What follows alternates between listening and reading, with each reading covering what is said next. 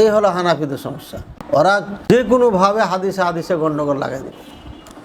গন্ডগোল লাগানোর পরে এরপরে তখন করবে কি, কেয়াস নিয়ে এসে খাড়া করে দেবে।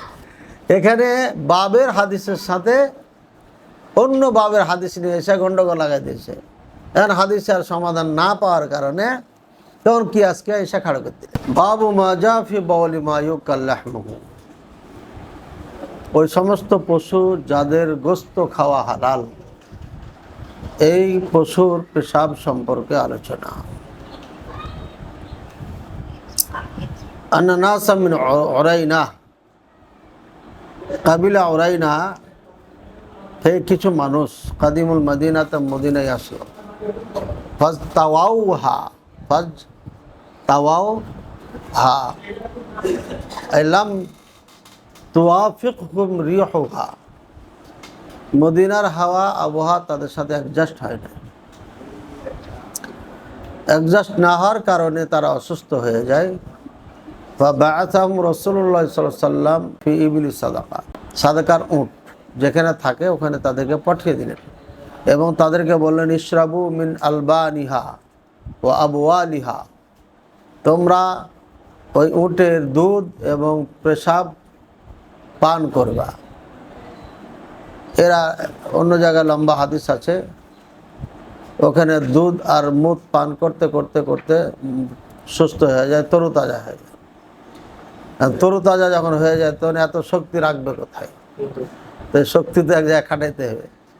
তখন এরা করলো কি, ফাকাত আলু রাইয়া রাসূলুল্লাহ সাল্লাল্লাহু আলাইহি ওয়াসাল্লাম, রাসূলুল্লাহ সাল্লাল্লাহু আলাইহি ওয়াসাল্লামের পাঠানো তার একটা দাস ছিল যার নাম ইয়াসার, একে হত্যা করে দেয়। কেউ বলছে না এটা আবু যার রাদিয়াল্লাহু তাআলা আনহুর সন্তান ছিল।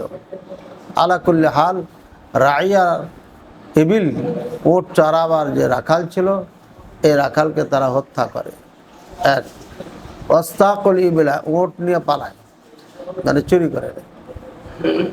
ওয়ারতাদ্দু আনিল ইসলাম, ইসলাম থেকে বের হয়ে যায়, মুরতাদ হয়ে যায়। অপরাধ কয়টা হলো? হত্যা করলো, উট চুরি করলো, আবার মুরতাদ হয়ে গেছে। উতিয়া বিহিমুন নবী সাল্লাল্লাহু আলাইহি ওয়াসাল্লাম, রাসূলুল্লাহ সাল্লাল্লাহু আলাইহি ওয়াসাল্লামের কাছে তাদেরকে গ্রেফতার করে আনা হলো। রাসূলুল্লাহ সাল্লাল্লাহু আলাইহি ওয়াসাল্লাম শাস্তি স্বরূপ তাদেরকে ফাকাত্তা আইদিয়াহুম ওয়া আরজুলাহুম মিন খিলাফ, তাদের হাত এবং পা উল্টোভাবে কেটে দিলেন। উল্টোভাবে মানে ডান হাত কাটলো, ওইদিকে বাম পা কাটলো। এদিকে ডান হলে ওইদিকে বাম, এদিকে বাম কাটলে এদিকে ডান কেটেছে। এভাবে ওয়াসামারা আয়ুনাহুম, এদের চোখগুলো উপড়ে নেওয়া হলো। ওয়া আলকাহুম বিল হাররাতি, আর হাররাতে তাদেরকে নিক্ষেপ করা হলো। হাররা বলা হয় ওই জায়গাকে যেখানে পাথরিলা জায়গা হয়, পাথরযুক্ত। আই মাউদি যাতা হিজারাতিন, এমন জায়গা, আউযু হিজারাতিন, পাথরযুক্ত জায়গায় রেখে দেওয়া হলো।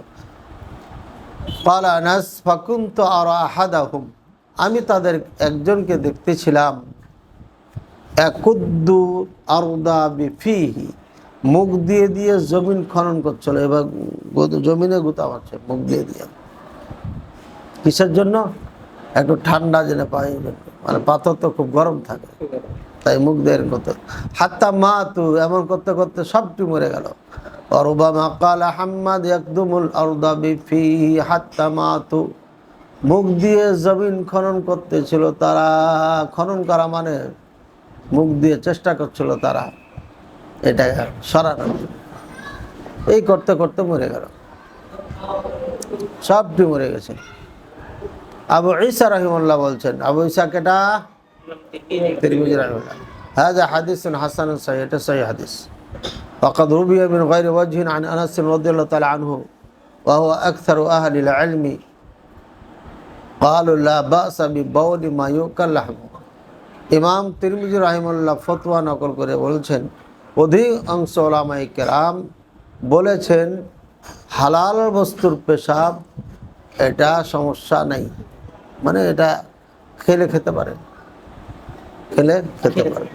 এখানে রাসূলুল্লাহ সাল্লাল্লাহু আলাইহি ওয়াসাল্লাম এদেরকে যে শাস্তি দিয়েছিলেন তার মধ্যে একটা ছিল হাত পা কাটা। ঠিক আছে, হাত পা কাটলেন কেন? হাত কাটলেন চুরি চুরি করেছে, হ্যাঁ, তো পা কাটলেন কেন? হাত না কাটলেন না, এই জন্য কাটলো যে তারা রাখালকে যেভাবে মেরেছিল এইভাবে মেরেছিল ওরা, হাত কেটেছে, পা কেটেছে, এরপরে চোখ তুলে নিয়েছিল। ঠিক আছে, তো যেভাবে তাকে হত্যা করেছিল এরা, ঠিক সেভাবেই তাদেরকেও হত্যা করা হয়েছে। আমার তাদেরও তো দান। ঠিক আছে, আর কোরআনে কি বলছে? ওয়াল জুরুহু কিসাস। এখন এই পেশাব হালাল হয়ে গেল, আর এদিকে ইন্ডিয়ার হিন্দুরা পেশাব খায়, তাহলে ওলামায়ে দেওবন্দ এখন কি করবেন? তাহলে তাদেরকে খাওয়া লাগবে না যদি হালাল ফতোয়া দিয়ে দেয়? তখন তারা চেষ্টা করেছে যে এটাকে হারাম বানানো যায় কেমন। তাই এখানে লিখে দিয়েছে, আপনি তোমরা পড়লে পাইবা, লিখেছে বাউলু মায়ুকা লাহমুহু তাহিরুন ইনদা মালিক। ইমাম মালিক রাহিমাহুল্লাহর নিকটে হালাল বস্তুর পেশাব হালাল। ওয়াকাযা মাযহাবু আহমদ ওয়া মাযহাবু মুহাম্মদ ওয়া জুফার। আহমদ রাহিমাহুল্লাহর একই কথা, মোহাম্মদ জুফার, আবু হানিফা রাহিমাহুল্লাহ ভেড়াম দুই ছাত্রর একই কথা, একই মাযহাব। ঠিক আছে, তাহলে মোটামুটি ইমাম মালিক, আহমদ আর এদিকে মোহাম্মদ জুফার, এরা সবাই একদিকে হয়ে গেল। হ্যাঁ, ওয়া নাজিসুন ইনদা আবি হানিফা ওয়া শাফিঈ ওয়া আবু ইউসুফ। আবু ইউসুফ, শাফিঈ, আবু হানিফা, শাফিঈ, আবু ইউসুফ, এই তিনজনের নিকটে এটা নাপাক। এই তিনজনের নিকটে কি নাপাক। আমার মনে হয় এখানে ইমাম শাফিকে ঢোকানো হয়েছে, উনি তো এই মাযহাবে থাকার কথা না। ঠিক আছে, অন্য কেতাব মোতালা করলে এটা বের হবে। আলা করলে হাল, এরপরে ওনারা বলতেছেন যে জমহুরে ওলামায়ে কেরামদের নিকটে এটা নাপাক। পরে এসে আবার বলছে বাবু মা যা ফি বাউলি মায়ুকাল লাহমু। এই অধ্যায় বর্ণনা করতে যা জমহুরে ওলামায়ে কেরামের নিকটে নাপাক বলেছে। আর আগে কি বলল? ইমাম মালিক, আহমদ, মোহাম্মদ জুফার, কতজন হলো? চারজন। চারজনে বলছে হালাল। আর আবু হানিফা, শাফি, আবু ইউসুফ তিনজনে বলছে নাপাক, হারাম। ঠিক আছে, তাহলে জমহুর কোনটা হলো? বেশিটা না?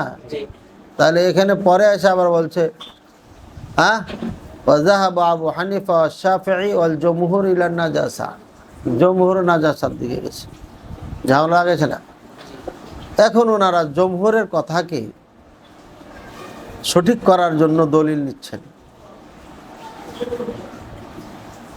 আল্লাহ রাসূল সাল্লাল্লাহু আলাইহি সাল্লাম বলেছেন ইস্তানজিহু আনিল বাউল, পেশাব থেকে তোমরা বেঁচে থাকো। এরপরে বলছেন এখানে আর একটা হাদিস আছে, রাসূল সাল্লাল্লাহু আলাইহি ওয়াসাল্লাম বলছে ইন্না আ'আম্মাত আযাবিল কবরি মিনহু, সাধারণ আযাবে পেশাবের কারণেই হয়ে থাকে। এবং তিরমিজির যে হাদিস আছে মাররা নবী সাল্লাল্লাহু আলাইহি ওয়াসাল্লাম কাবরাইনি, কবর দুইটি কবরের পাশ দিয়ে যাচ্ছিলেন, হ্যাঁ, ওয়া হুমা ইউআযাবানি ওয়া মা ইউআযাবানি ইল্লা বিল খাফিফ, এই অল্প হালকা কাজের জন্য তাদেরকে শাস্তি দেওয়া হচ্ছিল। তো সুতরাং হারাম যদি না হতো, হালাল হতো, তাহলে তো শাস্তি দেওয়া হতো না কবরে। তাহলে বোঝা যাচ্ছে এটা হালাল নয়, হারাম। এটা কে বলতে চাচ্ছে? হ্যাঁ, সাহেবুল কিতাব, অর্থাৎ এটা ওলামায়ে দেওবন্দ বলতেছে, ওলামায়ে দেওবন্দ। ঠিক আছে, তারা বলতেছে যে এটা হারাম, জমহুরে ওলামায়ে কেরামের নিকটে হারাম। এবং তারা দলিল হিসাবে দুইটি হাদিস পেশ করছে, ইস্তানজিহু আনিল বাউলি, আর একটা হচ্ছে আম্মাতু আযাবিল কবরি মিনহু, দুটা। সুতরাং এখন এই হাদিসের সাথে বাবের যে হাদিস আছে তারুজ হয়ে গেল। ইজা তারাজা তাসাকাতা, যখন তারুজ হয়ে যায় তখন রিলেট হয়ে যায়, দুটাই বাদ হয়ে যায়। কিন্তু হাদিসের ক্ষেত্রে এটা করা না যাবে না। এটা কি করতে হবে? তাদবিক দিতে হবে। আগে দেখতে হবে তারজিহ দেওয়া যায় কিনা, কোনটাকে অগ্রাধিকার দেওয়া যায় কিনা। যদি না দেওয়া যায় তখন আবার তাদবিক দিতে হবে। তো এরা অগ্রাধিকার দেওয়ার চেষ্টা করেছে এবং বলেছে যে দুইটি হাদিসও দিয়েছে এখানে। এই দুইটি হাদিসের সাথে সংঘর্ষ হচ্ছে ওখানে। এই সংঘর্ষ যেহেতু হচ্ছে তখন হাদিস দিয়ে আর চলবে না। কি দিয়ে চলবে না? হাদিস দিয়ে চলবে না। তাহলে কি করতে হবে? কিয়াস দিয়ে কাজ পার করতে হবে। এখন কিয়াস, এই হলো হানাফিদের সমস্যা। ওরা যে কোনোভাবে হাদিসে গন্ডগোল লাগাই দেবে। গন্ডগোল লাগানোর পরে এরপরে তখন করবে কি? কিয়াস নিয়ে এসে খাড়া করে দেবে। এখানে বাবের হাদিসের সাথে অন্য বাবের হাদিস নিয়ে এসে গন্ডগোল লাগাই দিয়েছে। এখন হাদিসের সমাধান না পাওয়ার কারণে তখন কিয়াসকে এসে খাড়া করে দিলে। এটা ওদের লেখা আছে, তাই বলছি আমি, আমার বানাওয়াট কথা না, বুঝছো? পড়ে নেবে কি করেছে এখানে। কয়েছে ফালাম্মা তাআরাদাতির রাওয়ায়াতানি নারজিউ ইলাল কিয়াস। যখন দুই রাওয়ায়াতে তাআরুজ হয়ে গেল, সংঘর্ষ, তখন আমরা কিয়াসের দিকে যাব। লিয়াদফা তাআরুজ দূর করার জন্য। ওয়াল কিয়াসু মুরাজ্জিহ, আর কিয়াস অগ্রাধিকার দিচ্ছিল মাযহাবে আবি হানিফা, হানাফি মাযহাবকে। মানে ঘুরে ঘুরে তাল গাছটা আমার তারা যেটা হোক বানাবে। আবু হানিফা রহিমাহুল্লাহকে তারা কোনো মাসালার সাথে মিল না খেলে, হ্যাঁ, মনে হয় যে আবু হানিফা রহিমাহুল্লাহ মান সম্মান চলে গেল, তখন যে কোনোভাবে আবু হানিফা রহিমাহুল্লাহ রায়টাকে অগ্রাধিকার দেওয়ার চেষ্টা করবে। এই যে তাদের টেন্ডেন্সি, চিন্তা চেতনা, যে ইমামের সাথে মিল না খেলে হাদিসকে ঘুরিয়া ফারিয়া ইমামকে অগ্রাধিকার দিতে হবে, এটাই হলো বড় সমস্যা। এই তাকলিদটা হলো বড় সমস্যা। এটার কারণে গুমরাহর দিকে চলে যায়, শিরকের দিকে যায়। এই কারণে একটা মানুষ আহলুস সুন্নাহ ওয়াল জামাত থেকে বের হয়ে যায়, যদিও সে দাবি করতে পারে বা করে। তো এখন কিয়াসে যে দেখছে আবু হানিফা রাহিমাহুল্লাহ মাযহাবকে অগ্রাধিকার দিচ্ছে। হ্যাঁ, কিয়াস কি? লিআন্নাহু লা ফারকা ফি বাউলি মাকুলুল লাহম ওয়া গায়রিহি। কেননা গোস্ত খাওয়া না খাওয়া কোনো পেশাবে পার্থক্য না, পেশাব সবই এক, ঠিক আছে? তো যখন গায়রে মাকুলুল লাহাম, যাদের গোস্ত খাওয়া যায় না তাদের পেশাব নাপাক, সুতরাং যাদের গোস্ত খাওয়া যায় তাদেরও নাপাক। কিয়াস হলো এটা? কিয়াস হলো? হ্যাঁ, এখন যদি কেউ বলে যে যেমন মা খালাকে বিয়ে করা যায় না, আর মানে কোনো নারীকে বিয়ে করা যাবে না, এরকম হয়ে গেল না? কেমন কিয়াস? এই যে কিয়াস মাল ফারেক আহলে হাদিস মানে না। কিন্তু কিয়াস যদি দলিল কোরআন সুন্নাহ ভিত্তিক হয়, নিঃসন্দেহে কিয়াস হচ্ছে হুজ্জা। আহলে হাদিসের নিকটে হুজ্জা কয়টা দলিল? কোরআন, সুন্নাহ, ইজমা, কিয়াস। মনে রাখে ভালো করে। আহলে হাদিসের অনেক বক্তা বলবে, বক্তা আলেম না, বক্তা বলবে, আলেম বলবে না, বলবে যে ইজমা কিয়াস আমাদের দলিল না, আমাদের শুধু কোরআন সুন্নাহ। এরা হলো জাহেল, এরা বাংলা পড়া মুলবি। এদের কারণে আহলে হাদিসের প্রতি আঙ্গুল উঠানোর সুযোগ পায় বেদাতীরা। কোরআন, সুন্নাহ, ইজমা, কিয়াস চারটাই হুজ্জা। এটা সমস্ত আহলুস সুন্নাহ ওয়াল জামাতের হুজ্জা। আর আহলুস সুন্নাহ ওয়াল জামাতের ফার্স্ট ক্লাস লেভেলের হচ্ছে আহলে হাদিস, যারা ওলামায়ে আহলে হাদিসকে অনুসরণ করে। আহলে হাদিসদের এটা হচ্ছে দলিল, আর আমরা বাদই দিয়ে দিলাম, তাহলে আহলে হাদিস থাকবো নাকি? আহলে হাদিস থাকা যাবে না। কাজে সকলের কাছে এটা হুজ্জা। শাফির কাছে, মালিকের কাছে, হাম্বলির কাছে, হানাফির কাছে, হ্যাঁ, সবার কাছে, চার মাযহাবের কাছেও এটা হুজ্জা, আহলে হাদিসের কাছেও হুজ্জা। এটা ভালো করে মনে রেখো। এবং যাত্রাবাড়ি মোহাম্মদী আরাবিয়াতে যখন আমাদের মদিনার টিচাররা যখন তাদরিব প্রশিক্ষণ দিচ্ছিলেন আমাদেরকে, আমাদের ব্যাচটাই শেষ ব্যাচ ছিল, সেদিন একজন জৈনক মুহাদ্দিস তিনি বলেছিলেন ইজমা কিয়াস আমাদের নিকটে হুজ্জা না। এ কথা আরবিতে শুনে নাই, বেচারা ভুল করে হলো আরবিতে বলছে ইজমা কিয়াস ইনদানা লাইসা বিহুজ্জা, এটা আমাদের হুজ্জা না। তখন আরবি শাইখ বসা ছিল, উনি দাঁড়িয়ে মাইক ধরে বলছে যে লা লা হাযা খাতা, হাযা খাতা, আনাল হুজ্জা ইনদানা ইনদা আহলি সুন্নাহ ওয়াল জামাআহ ইনদা জামিউন নাস জামিউল উম্মাহ আই উম্মাহ মুসলিমা সাওয়ান কানা আলা হাদিস আও হানাফিয়া আও মালিকি আও শাফি আইয়ুম কান ইনদাল জামি' হুজ্জা কিতাব ওয়াস সুন্নাহ ইজমা আল কিয়াস ফাহিমতা কালামি। সবার নিকটে এটা হুজ্জা, সবার নিকটে এটা হুজ্জা। কাজী যারা বলবে এটা হুজ্জা নয়, আমরা মানি না, এরা হলো জাহেল, বাংলা পড়া বলে। সুতরাং আমরা যে কিয়াসকে প্রত্যাখ্যান করি, যে ইজমাকে প্রত্যাখ্যান করি, সেটা হচ্ছে এই কিয়াস যেটা এখানে উল্লেখ করেছে। এখন দেওবন্দি হুজুরের কাছে যদি কেউ পড়ে তাহলে তো সুন্দর করে লেখা আছে, বুঝিয়ে দিবে, সমস্যাই নেই। লেকিন मगर मैं ऐसा देवबंदी हूँ कि मुझे पार करना मुश्किल है। समझा या नहीं समझा? क्योंकि मैं देवबंद से निकल कर मदीना चला गया, मखलूत हो गया, मुझसे गुजरना मुश्किल है। তো যা হোক, তাহলে মাকুলুল লাহাম গায়রে মাকুলুল লাহাম, এ হালাল হারাম দুই পশুরই পেশাব নাপাক। কথা বুঝে না? এটা নাপাক হলে ওটা নাপাক হয়ে যাবে, কেয়াস লাগাই দিল, উল্টা কেস। এটাকে বলা কেয়াস মাল ফারেক। এটা দলিল না আমাদের নিকটে।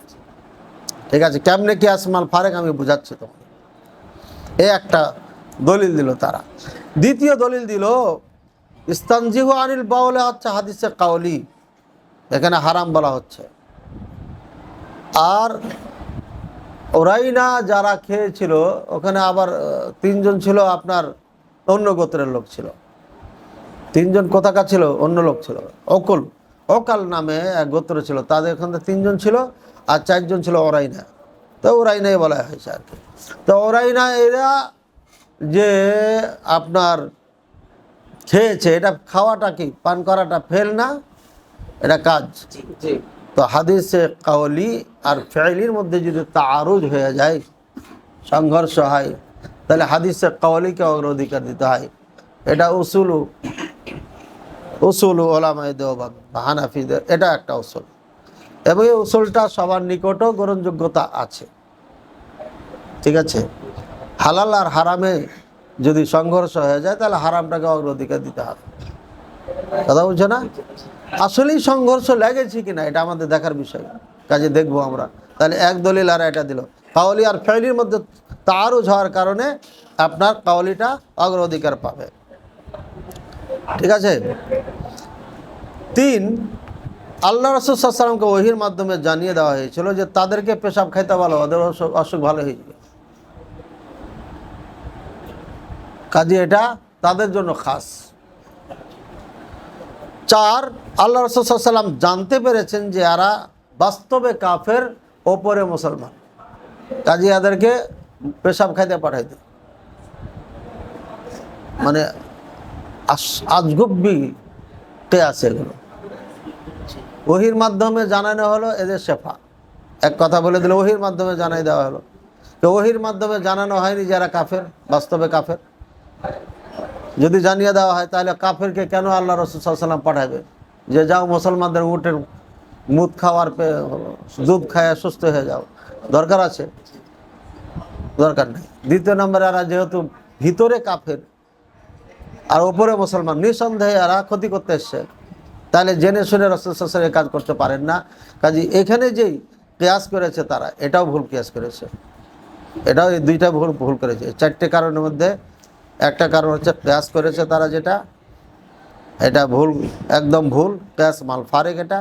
আবার পরে পরে দুটা দলিল দিয়েছে, দুটাই অবাস্তব। 1 নম্বর বলেছে ওহীর মাধ্যমে জানাইছে তাদের জন্য এটা আরোগ্য। 2 নম্বর বাস্তবে কাফের, ওপরে মুসলমান, তাই তাদেরকে পাঠাই দেওয়া হয়েছে। এটা দলিল হচ্ছে তারা পরবর্তীতে মুরতাদ হয়ে গেছে। তাহলে মুরতাদ শব্দটা তো আসতোই না, আসতো তাতে কাফিরই তো ছিল, তো মুরতাদ হলো কেউ? তো হাদিসে তো দলিল আছে তারা মুসলমান হয়েছিল, তারা খায়াটা মোটা তাজা হয়ে গেছে। এখন দেখছি এত শক্তি রাখবো কোথায়? তখন ওরা এ কাজ গেলা, অন্যায় গেলা করেছে। বাঙালির যেমন শক্তি হয়ে গেলে পরে অন্যায় করে না, আওয়ামী লীগ যখন ক্ষমতা আসে তখন তারা করে, বিএনপি আসলে বিএনপি করে, জামাত আসলে জামাত করে। বাঙালি রক্তের মধ্যে এগুলো আছে। ক্ষমতা পাইলে খাটাই, উল্টাভাবে খাটাই। তো এরা তো হলো সেই জাতি যার কারণে এটা খাটাইছে, মানে এরা তো বাহির থেকে আসছে, এরা তো মদিনার বাসী না, অরিজিনাল এখানকার না, যার কারণে এদের মধ্যে সমস্যা ছিল। এখন এই কিয়াস চলবে কিনা দেখো। এক, ইস্তানজিহু আনিল বাউল, কোন পেশাব থেকে নিষেধ করেছে? বাঁচতে বলেছে মানুষের পেশাব। তারপরে আপনার কবরে আযাব হচ্ছিল কিসের পেশাব কারণে? মানুষের পেশাবের কারণে। তো মানুষের পেশাবকে লাগিয়ে দিলা গরুর পেশাবে, উটের পেশাবে, হলো? তাহলে কিয়াস মাল ফারেক হলো না? হলো না? গব্বি দলিল নিয়ে এসছে এখানে। এখানে দলিল হচ্ছে অসুস্থ মানুষকে পেশাব খাওয়ার জন্য আল্লাহ রাসূল সাল্লাল্লাহু আলাইহি ওয়াসাল্লাম বলছে। আর এরা তখন হালাল হারামের ফতোয়া শুরু করে অন্য পেশাব নিয়ে এসে হালাল বানিয়ে দিয়েছে হালালকে। কারণ হিন্দুদের সাথে মিশে যাবে, হিন্দুদের সাথে মিশে গেলে তখন জোর করে মুত খাওয়াবে গরুর। ওরা তো গরু খাই, গরু মুত খায়। তাহলে ফয়সালা কি? ফয়সালা হচ্ছে এসব ঝগড়া আনভর্তি সময় নষ্ট করার জন্য লিখেছে। ফয়সালা হলো যে হাদিসে স্পষ্ট আছে, তোমরা দুধ খাও, পেশাব খাও। যেহেতু পেশাব খাও, রাসূলুল্লাহ সাল্লাল্লাহু আলাইহি ওয়াসাল্লাম বলেছে, নিঃসন্দেহে এটা প্রয়োজনে খেতে পারবে। প্রয়োজনে কি? সব সময়ের জন্য না। এটা অসুখ হয়ে গেছে, যদি দেখে যে এর মধ্যে আপনার সেপা আছে, খেতে পারবে। আর একটা হলো হারাম কখনো খাওয়া যায় ইজাত পরিরতুম, যখন তোমরা বাধ্য হয়ে যাবে, জীবন চলে যাচ্ছে, বাঁচবো না, পানি না হলে বাঁচবো না, কারণ পানি নাই, মদ আছে, বাধ্য হয়ে মদ খেয়ে বাঁচতে হবে। বাঁচা যায় এতটুকু খাওয়া হালাল, একদম পেট ভরে না, কিচ্ছু নাই, খাবার বাবু মরে যাচ্ছে একটা মানুষ, এখানে শুয়ারের গোস্ত ছাড়া কিচ্ছু নাই, কুকুরের গোস্ত আছে বা শোরের গোস্ত আছে, কিচ্ছু নাই, গোস্তও নাই, দেখছে আশপাশে কুকুর একটা আছে আর কিচ্ছু নেই, অথবা শোর আছে, তাহলে শোরটাকে মাইরা ওকে খাইয়া বাঁচাইতে হবে, এই বাঁচার জন্য জায়েজ আছে। সুতরাং বলতে পারি আমরা এটা হালাল, হালাল এটা, তবে এটা খাবে না, সব সময়ের জন্য এটা খাবে না, ব্যবহার করবে না, ইল্লা ইনদাল হাজা, কিন্তু যখন প্রয়োজন হয়ে যাবে তখন এটা ব্যবহার করতে পারে, ব্যবহার করতে পারে। এটাই হলো মাসআলা। আর এটাই হচ্ছে জমহুরে ওলামায়ে কেরামের ফতোয়া। ওরা জোর করে 3 জনকে জমহুর বানাইছে আর 4 জনকে কি বানাইছে? হ্যাঁ, কম বানাই দিয়েছে, মানে কিল্লাত বানাইছে, কাসরাতকে কিল্লাত বানাইছে আর কিল্লাতকে কাসরাত বানিয়ে দিয়েছে। এ হলো ওলামায়ে দেওবন্দের চালাকি। সুতরাং আল্লাহ তাআলা যদি আমাকে ক্ষমতা দিতেন, আমার যদি এমন অর্থকড়ি থাকতো, জনবল থাকতো, তাহলে আমি এই কুতুবুস সিত্তা, বুখারী, মুসলিম, আবু দাউদ, তিরমিজি, নাসাঈ, ইবনে মাজাহ, যত এরা উল্টাপাল্টা লিখেছে, আমরা নিজের মতো করে একদম নিখুঁত বিজ্ঞ ওলামায়ে কেরামের ব্যাখ্যা অনুযায়ী এইভাবে আমরা বই সাজাইতাম ইনশাআল্লাহ। আল্লাহ যদি হায়াত দেন এবং সেই ক্ষমতা দেন, তাহলে আমরা এই কাজ হাতে নিব ইনশাআল্লাহ। আর আমার এই কথা শুনে যদি কেউ দায়িত্ব নিয়ে নাই করতে পারে আলহামদুলিল্লাহ। তবে এই দেওবন্দীদের সূক্ষ্মতা ধরা তো খুব কঠিন, এই সূক্ষ্মতা তো সবাই ধরতে পারবে না, না ধরতে পারলে তো আর হবে না। কেউ যদি ধরে করতে পারে করুক আলহামদুলিল্লাহ, আর যদি না পারে তাহলে আন্দাজে টাকা পয়সা জনগণের নষ্ট না করে, ঠিক আছে। লেকিন मैं इंशाअल्लाह আল্লাহ প্রতি ভরসা রেখে বলছি, बाल से खाल निकाल कर समझता हूँ, बाल से खाल निकाल कर समझता हूँ। সূক্ষ্ম থেকে সূক্ষ্ম তাদের প্যাচগুলো আলহামদুলিল্লাহ আমি বুঝে নিতে পারি, যেমন এখানে বুঝে নিয়েছি। সমঝাইয়া নেই সমঝা? হ্যাঁ, কোনো এক সময় কোনো এক শায়েখের কাছে যাইয়া এই অধ্যায় ওপেন করবা, অধ্যায় ওপেন করে বলবা যে এই যে এখানে যা লেগেছে, এখানে যা লেগেছে, তাহলে কোনটা নিব? ফয়সালা দেন, আমরা তো আহলে হাদিস। আর যে বলবে কিয়াস টিয়াস মানি না, তাদেরকে ধরে আরও বাসায় দেবে এখানে, ঠিক আছে। কিয়াস মানতেই হবে। কেমনে মানতে হবে? কিয়াসের একটা দলিল দাও। হ্যাঁ, পাও না খুঁজা? নারীরা ইমামকে সরাসরি দেখতে পারবে কিনা, বক্তাকে প্রজেক্টের মাধ্যমে দেখে না? তাহলে মাহফিলে সরাসরি বক্তাকে দেখতে পারবে কি পারবে না? হাদিসে আছে না নেই? আছে। হ্যাঁ, দলিল কি? প্রজেক্টের মাধ্যমে দেখতে পাবে কি পাবে না নারীরা বক্তাকে? মসজিদে খেলাধুলা হচ্ছিল, মায়ের সাথে যেতে বাধা দিল, ঈদের সময় পিছন দিয়ে আল্লাহ রসুলের সোজা দলিল, রাসূলুল্লাহ সাল্লাল্লাহু আলাইহি ওয়াসাল্লাম খুতবা যখন দিতেন নারীরা পিছনে থাকতেন না, কোনো পর্দা ছিল না, তো ডাইরেক্ট পিছনে থাকতো, দেখতে পেত না, যেত না। এক। দ্বিতীয় নাম্বার, একজন মহিলা কয়েছে গাত্তু ইস্তা ইমামিকুম, তোমাদের ইমামের পিছন ঢাকো, ছোট্ট কাপড় উঠিয়েছে, ছোট্ট বাচ্চা 7 বছরের বাচ্চাটা আমর রাদিয়াল্লাহু তাআলা আনহু ইমামতির দায়িত্ব পেয়ে গেছে, ও সব থেকে কোরআন বেশি জানে ওখানে, তো উঠিয়েছে, তখন কাছে ঢাকো, মানে পর্দা নাই বলি তো মহিলা কইতেছে ঢাকো, ঠিক আছে না? এরপরে রাসূলুল্লাহ সাল্লাল্লাহু আলাইহি ওয়াসাল্লাম ঈদের মাঠে মহিলাদের কাছে চলে গেলেন, হজ করলেন, তাহলে সালাতের ভিতরেই তো এগুলো সব আছে। ওই কারণেই এখন বক্তাদেরকে প্রজেক্টের মাধ্যমে দেখতে পারবে, এটা কিয়াস। এটা কি কিয়াস? এই কিয়াস কিয়ামত পর্যন্ত চলবে, নাহলে অনেক কিছু বন্ধ হয়ে যাবে। মাইকে আজান দেওয়া যাবে কি যাবে না? কেন যাবে? দলিল কি বলো? মাথা না চললে তো উঁচু জায়গাতে, এই তো মাশাআল্লাহ, মিনারের উপরে উঁচু জায়গাতে উঠে আজান দিতেন না? দিতেন না, কেন দিতেন? যাতে আওয়াজ পৌঁছা যায় সব জায়গায়। তাহলে বোঝা যাচ্ছে ওই সময় মাইক থাকলে মাইকই দিতেন, কারণ উদ্দেশ্য কি? ইলাম, জানিয়ে দাও। আযান মানে ইলাম, জানিয়ে দাও। তো জানিয়ে দিতে যেটা সহযোগী হবে সেটাই ব্যবহার করবে, ঠিক আছে? এই জন্য মাইক আজানে ব্যবহার করা জায়েজ আছে, যদিও হাটহাজারী মাদ্রাসাতে এই কিয়াস তারা পায়নি, না পাওয়ার কারণে এখনও 4-5 জন আজান দেয় মুখে, মাইক ব্যবহার করে না। সব জায়গায় চলে, কিন্তু হাটহাজারিতে উল্টা এটা। বুঝেছো না? বোঝো নাই? হাটহাজারিতে মোনাজাত চলে না, মেখলও চলে না, কিন্তু সব মসজিদেই দেওবন্দীদের চলে মোনাজাত। এই হলো কাহিনী। তাহলে বুঝতে পারলাম দেওবন্দীরা সবসময় চালাকি করেছে, আর এই চালাকি উল্টাপাল্টা ব্যাখ্যা দিয়ে জনগণকে ভুল বুঝে যাচ্ছে। রফল আদাইনের হাদিসকে তারা মানসুখ বলে, একটা মানসুখ হাদিস দিয়া মুসলিম, সহিহ মুসলিম, বলছে কী হয়েছে তোমরা? আদনাবি সমুস শিল খাইল, হ্যাঁ, ঘোড়ার মতো, ঘোড়ার লেজের মতো তোমরা এনকেরা হাত ঝোঁকাচ্ছ কেন? ঘোড়ার লেজ কোন দিকে ঝুঁকে?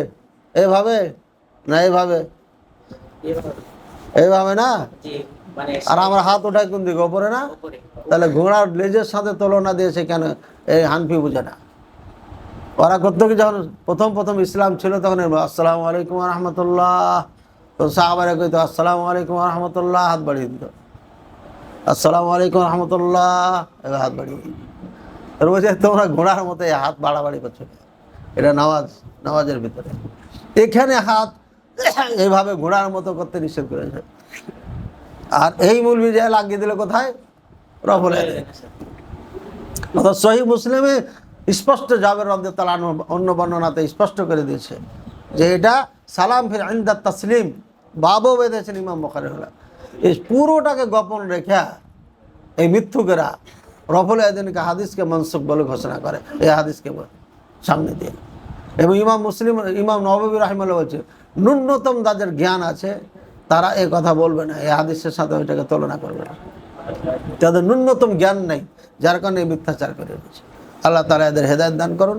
ও সাল্লাল্লাহু আলা নবিনা মুহাম্মদ ওয়া আলা আলিহি ওয়া সাল্লাম। সুবহানাকাল্লাহুম্মা ওয়া বিহামদিকা আশহাদু আল্লা ইলাহা ইল্লা আনতা আস্তাগফিরুকা ওয়া আতুবু ইলাইক।